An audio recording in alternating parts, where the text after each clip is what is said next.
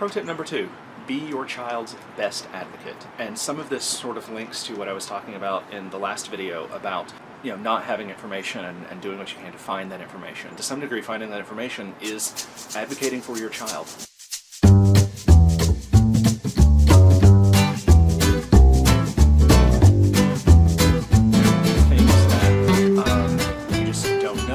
Access to, and let's keep in mind that many of these caseworkers are overburdened. They have a lot of cases they are trying to manage, and it's not that they are leaving information out of maliciousness or incompetence or anything like that. They're just overworked. And so sometimes you have to be that little nudge that says, hey, I need these things before I can figure this out. For example, I was talking about C having the issues with the high set and trying to figure stuff out there. Eventually he had this test. He missed the first one he was scheduled for because he got sick that day. And it took me a week to figure out how to reschedule that and what to do. And I just had to keep calling over and over and over because no one was going to call me to figure this one out. I realized very quickly if I didn't take a proactive role, then he was just going to fall through the cracks. I had a similar thing happen with another child placed with me, who I'll call R. R has not been in school, and we're trying to get him back in school.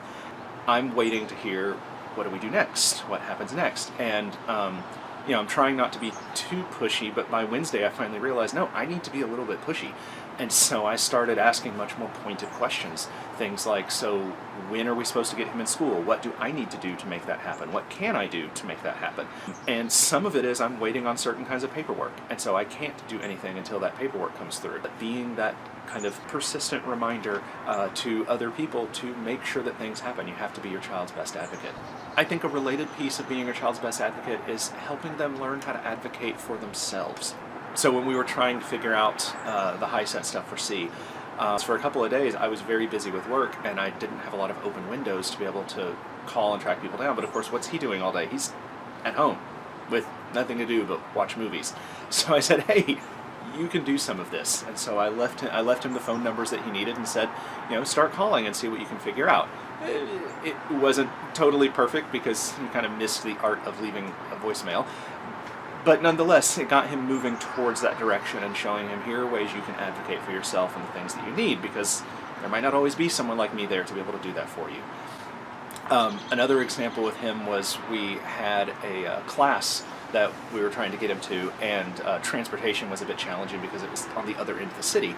And so I was looking up bus routes, and he's 17. He is definitely capable of taking a bus.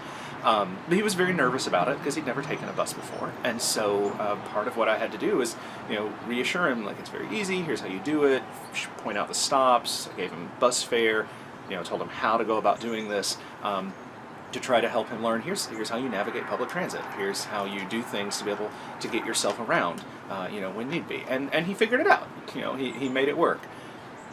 So, pro tip number 2, be your child's best advocate. And to some degree that means helping them advocate for themselves.